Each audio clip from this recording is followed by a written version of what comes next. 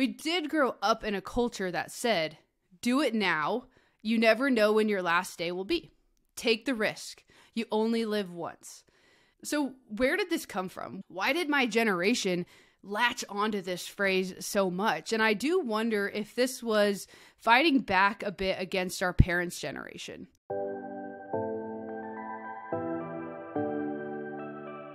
Hey guys, this is Coach K, and you're listening to the Making Changes, Breaking Barriers podcast, where we talk about you. This is about you, your mind, and your path. So today we're going to talk about the thing that forever goes on, and that is time. It's one of my favorite things when I think of a topic to talk about in this podcast, to then go and Google that topic, something related to it, a headline that I think would be about that topic, and just see what pops up. So when I do that for anything related to now is the right time or when is the right time or anything like that, there's two main things that pop up on Google. Number one is endless blog posts, articles, videos, and whatnot on how now is the right time. If you want to do something in life, if you want a new job, if you want a new relationship, a new routine, more kids, really, I read endless amount of these articles and it was really referring to anything you want. It's saying now is the right time. Go and do it now. Don't wait. Okay. So yeah, there's hundreds of articles on Google when you search quote unquote the right time that have to do with, hey, now is the right time. The second main focus on Google when you do that search is about relationships. For example, articles titled right person, wrong time, or sometimes you find the right person at the wrong time, or how do you know if you're ready for a relationship? Okay, so these are really the main topics that pop up on Google when you search anything to do with the right time. Now, here's the thing. We're not going to talk about either of those things today. We're not going to talk about how right now is the right time, and we're not going to talk about when is the right time for relationships. So what are we going to talk about? Well, I'll get into that in a minute. But first, real quick, I just want to say, if you're listening to this podcast and haven't yet listened to the episode that was released last week with Grace Pillsbury titled With Freedom Comes Responsibility, you should go and listen to that next. And the reason that I'm saying that is that episode helped me break not only one, but two downloads records after being released, which I was super, super excited about.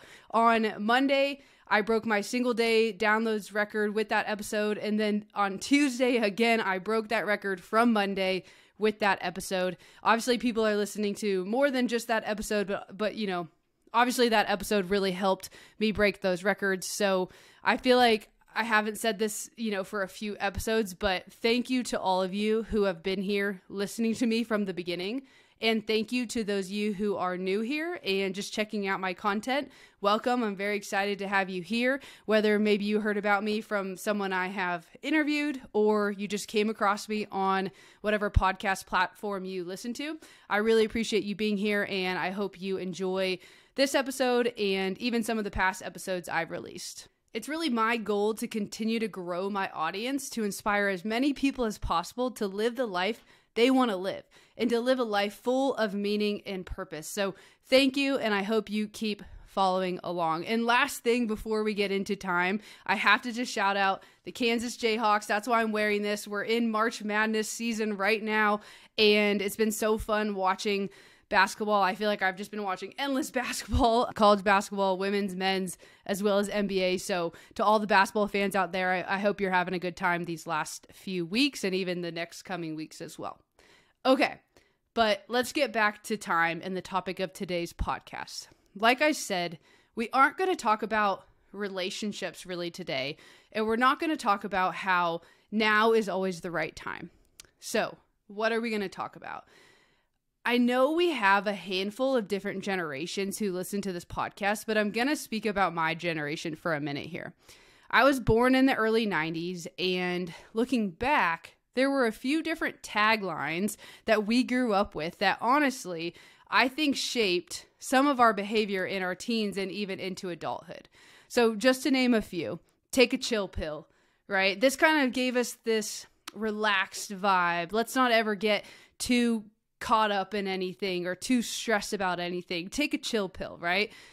Another one was FOMO, F-O-M-O, FOMO. This was to do with the sudden influx of social media that we were seeing when I was growing up. And all of a sudden, we're not just hearing about what our friends are doing, we're seeing what our friends are doing all the time. Or even obviously people that go beyond our friend group, but we're seeing what they're doing all the time. And then we start to develop this fear of missing out, which is what FOMO stands for, if you didn't know.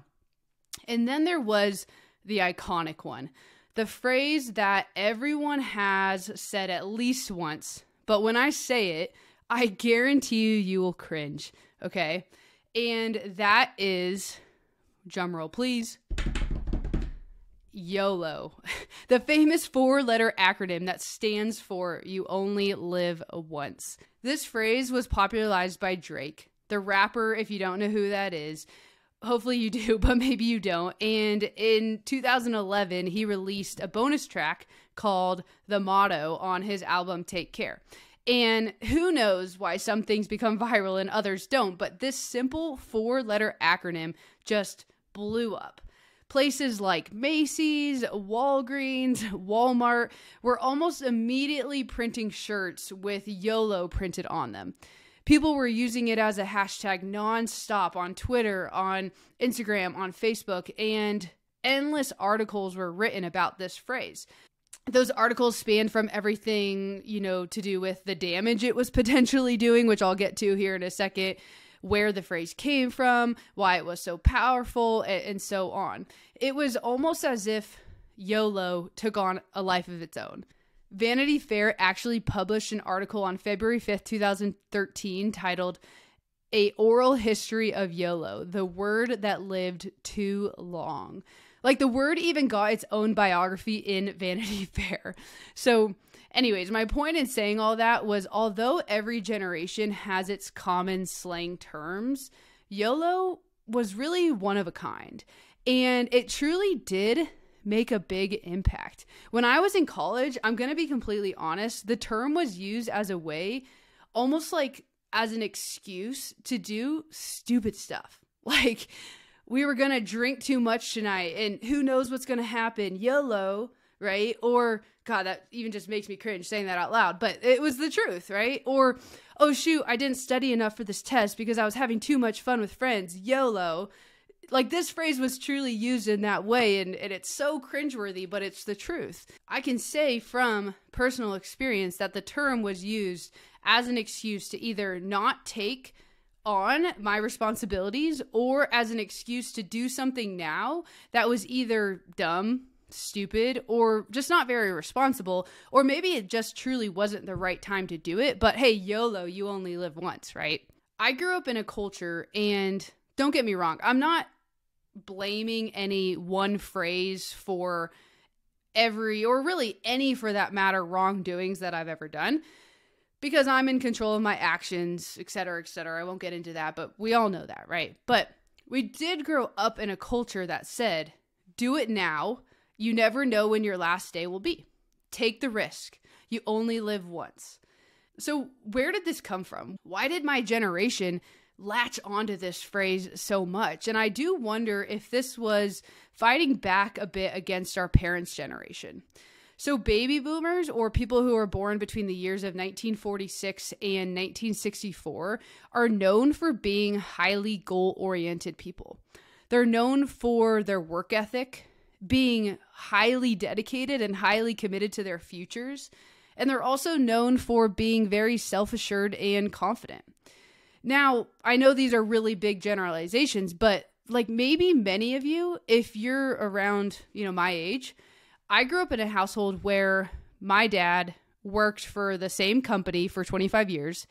He had a goal to move up the ranks in his company, as well as, provide a very nice life for his family. And that is exactly what he did.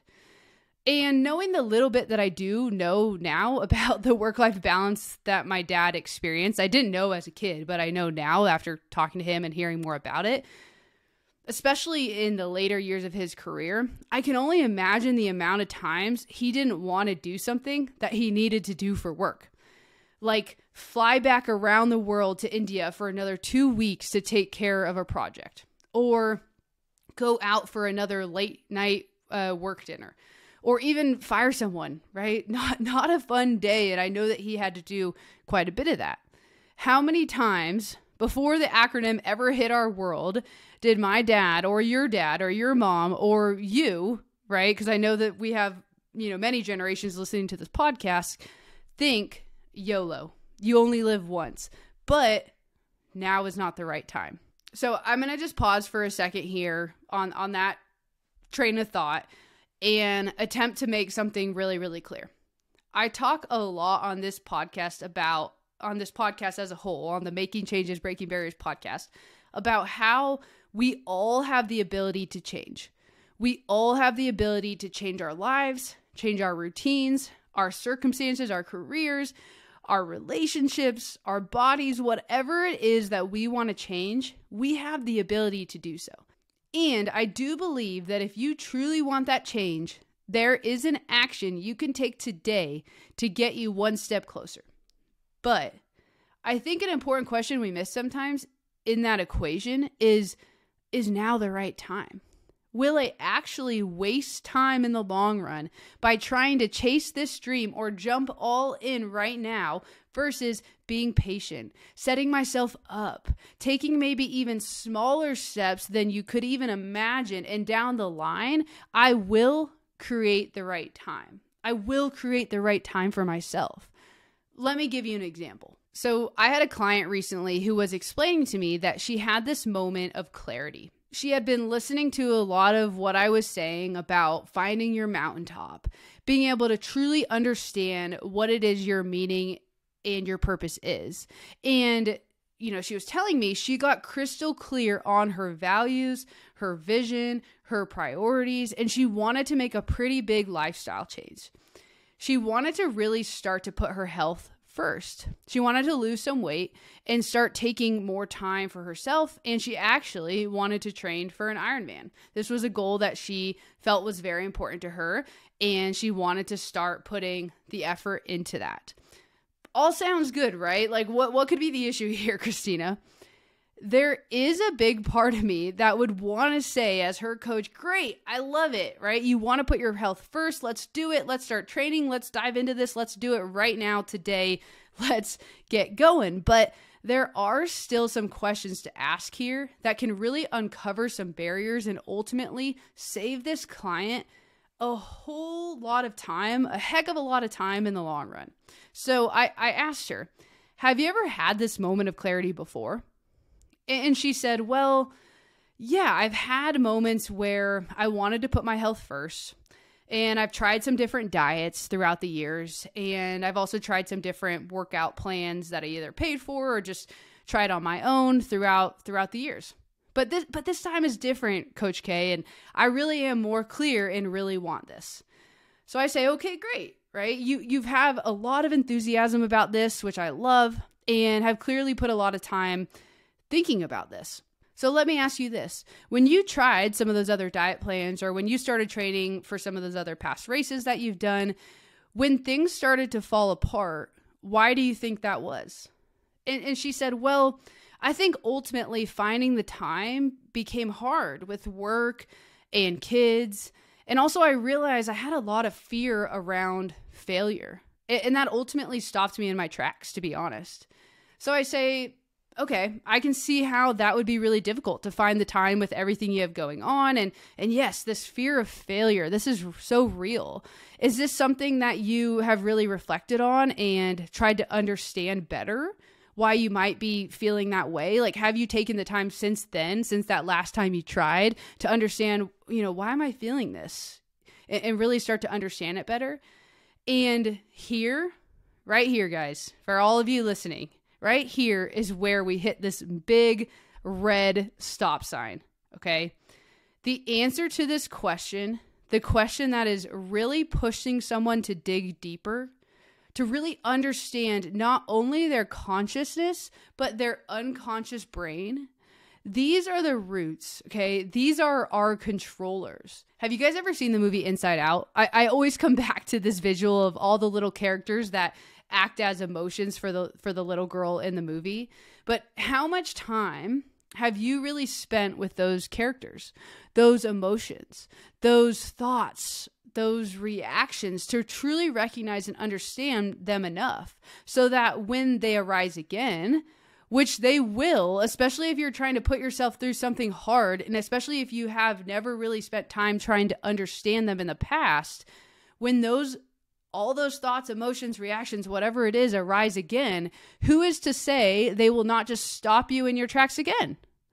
Who's to say that history will not just repeat itself again, even if you now have all this clarity and you've done all the things that I say to do, figure out your values, figure out your priorities, figure out your mountaintop, all of that. Okay. So this brings me back all the way to why I'm talking about this today. Sometimes now is not the right time.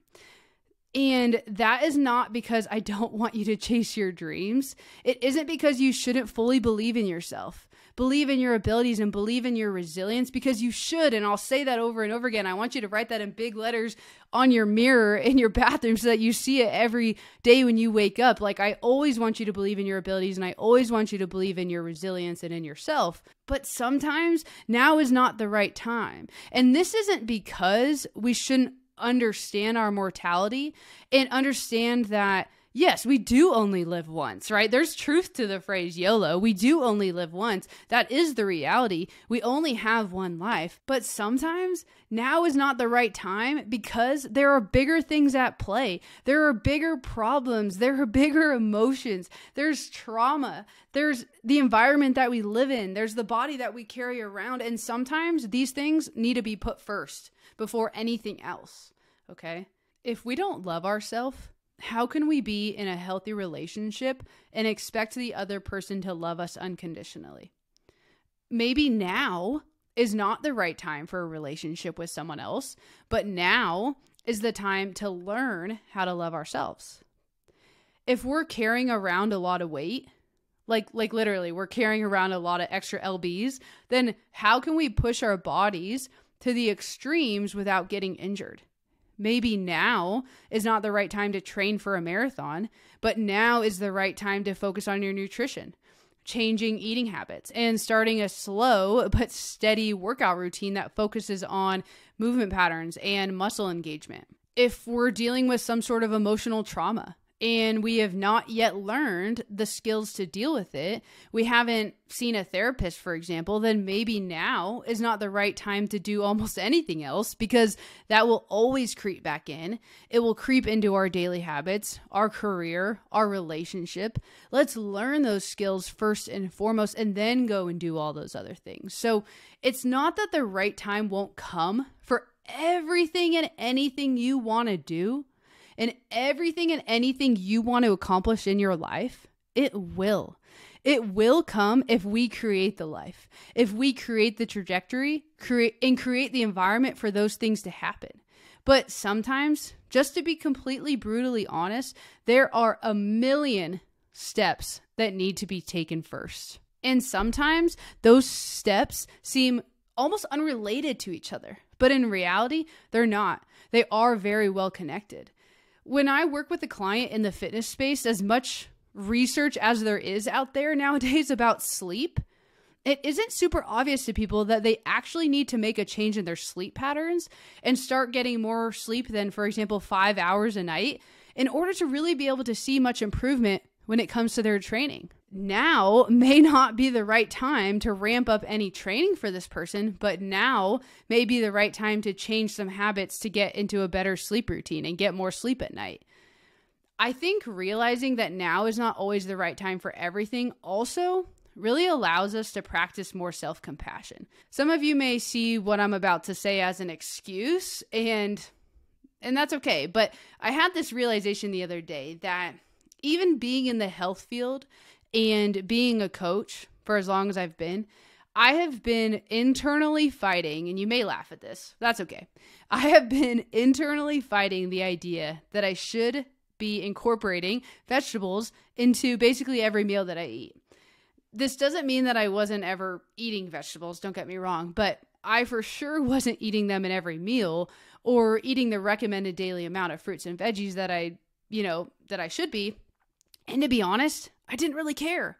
I did not have the will to put in that effort. And for a while, and when I say a while, I mean like years, I kind of felt bad about it, so I didn't care, but I also kind of felt bad about it, which seems silly, but being in the health profession, I would tell my clients to do this all the time, right? Like, hey, eat your recommended amount of fruits and veggies every day.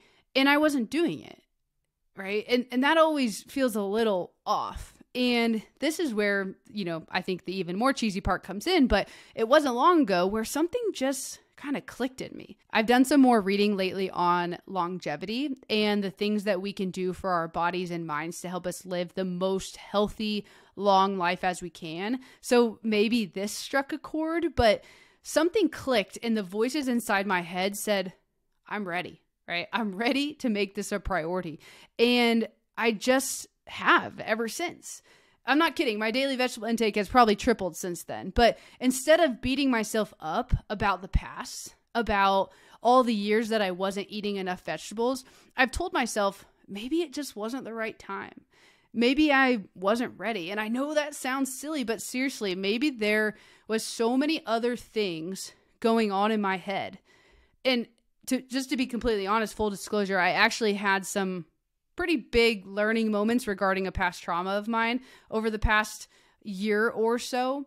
So maybe working through some of that and learning some new skills to deal with that and the emotions and the reactions and all of that comes with that actually put my mind at ease enough to open myself up to being able to challenge myself in new ways, because that didn't feel as much of a burden or as much of a constant challenge as it had for the past 10 years. Okay. And because of that, now is the right time to incorporate more veggies. I was actually on a walk with Cora the other day and we were talking about this concept of time and how sometimes it really feels like time is going to run out. Like we don't have enough of it and we need to do everything now. This is where this phrase YOLO comes in, right? You only live once, so we need to do it all and we need to do it now. But what about actually being present today? Not worrying about the inevitable and being the best version of myself today, the best that I know how to be, right? Because what happens when I try and be the best version of myself today in a way that I'm not ready for, in a way that I maybe, wouldn't be ready for years, because to be that version of myself is going to require years of work. I think this is always going to leave us discontent and dissatisfied with our lives as is. And this leads to a lot of these rash decisions that we use YOLO as an excuse for, because we feel like there's no other way to contentment. But instead, let's be the best versions of our current self today and watch as that allows you to grow and actually take control of your life, your present moment, your actions, and your now. So that's what I have for you guys today. Hopefully this struck a chord for you guys, because I know that it totally did for me. If you ever have any thoughts or follow-up questions or follow-up reflections on these topics and want to share them with me, I would love to hear from you guys. So always feel free to reach out to me on any of my social media pages. I'm pretty easy to find on there at Change with Coach K.